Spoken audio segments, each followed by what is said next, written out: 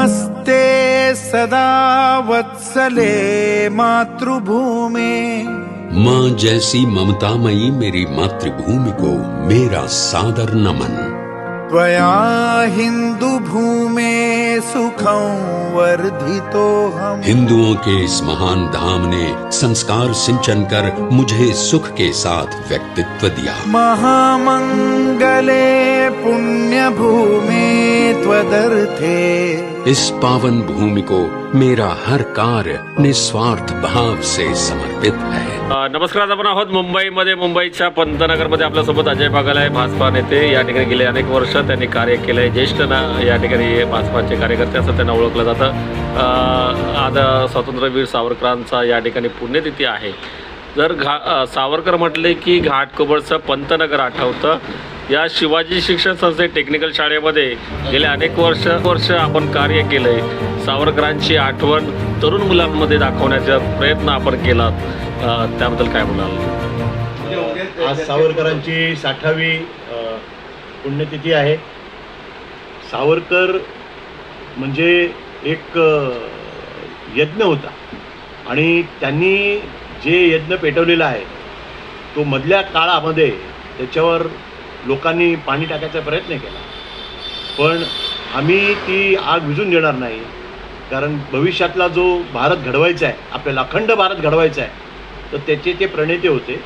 त्यामुळे आमचा कायम प्रयत्न राहिला आहे की तरुण मुलांमध्ये सावरकरांबद्दलची माहिती पोचवणे, आणि ते आम्ही लेक्चरमधून केलेलं आहे।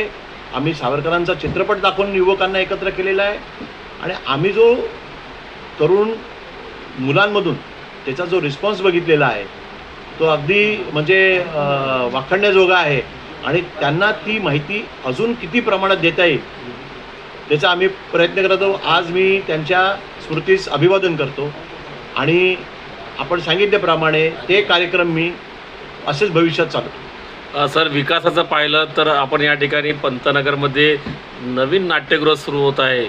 गेल्या अनेक वर्ष ते नाट्यगृह बंद होतं।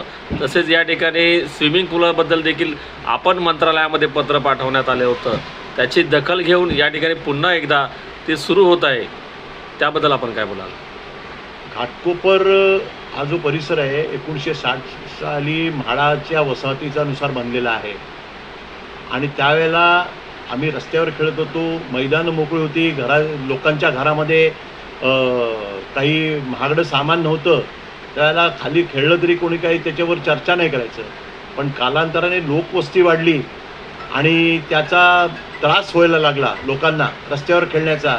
मैदानं छोटी झाली आणि मुलांना खेळण्यासाठी मैदानं उरली नाहीत, आणि त्यामध्ये असं झालं की गेल्या 2014 पासून खेलो इंडिया ही जी मोदीजींनी पॉलिसी आणली त्याच्यामध्ये तालुका वाईज स्टेडियम घडवणे, बनवणे आणि त्यामध्ये खेळाचा विस्तार करणे ही एक संकल्पना त्यांनी मांडली, आणि आज खेलो इंडियाच्या मार्फत असंख्य मुलं तयार होत आहेत।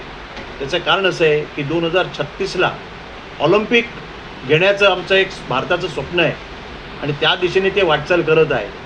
तर त्यातच जी ओडियन स्विमिंग पूलची 6,500 स्क्वेअर मीटरची जागा पडून होती त्याच्यावर आम्ही प्रयत्न केला। तत्कालीन नेत्यांनी त्याच्या पाठपुरावा केला, आणि विशेष करून कोटक साहेबांनी त्याच्यासाठी खूप पाठबळ दिलं, आणि आज तो स्विमिंग पूल त्याचा 4था स्लॅब तयार होत आहे।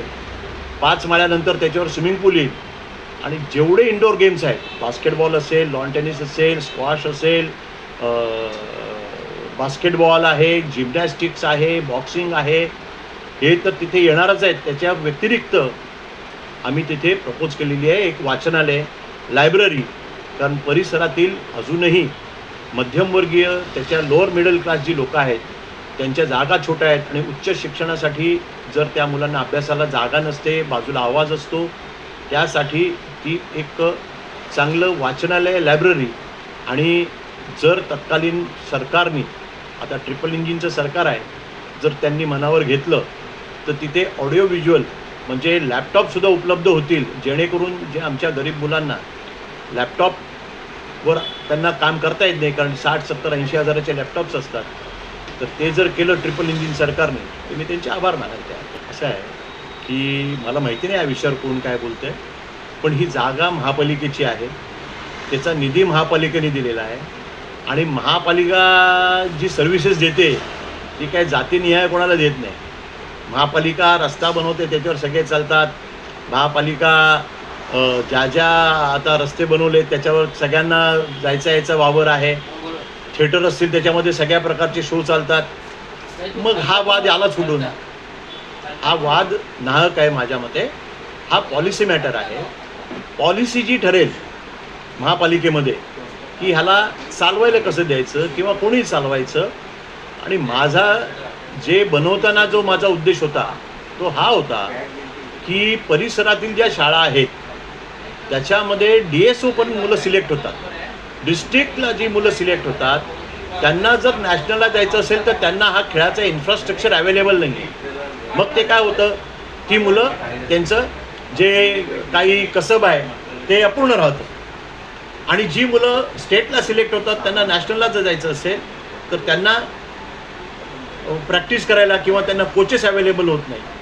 आणि माझा उद्देश हा होता आहे की जर ओडियन स्विमिंग पूलच्या बाजूला मोठं जे इंडोर स्टेडियम आम्ही सजेस्ट केलं, प्रपोज केलं आणि जे बनतं आहे आता माझं पुढच्या वर्षी पण पूर्ण होईल, त्यामध्ये आमच्या ज्या शाळेंची मुलं आहेत, मी म्हणेन इथे विद्याभवन आहे, गुरुकुल आहे, मराठी विद्यालय आहे, शिवाजी टेक्निकल आहे, वनिता विकास मंडळ आहे, RN गांधी आहे, या सर्व शाळा, ह्या ज्या सर्व शाळा आहेत ह्या सर्व शाळातील मुलं ह्याचा उपयोग करून घेतील आणि 2036ला जे ऑलिम्पिक होणार आहे त्याच्यासाठी कदाचित घाटकोपरमधून एखादा उदयोन्मुख प्लेयर तयार होईल अशी आशा बाळगतो.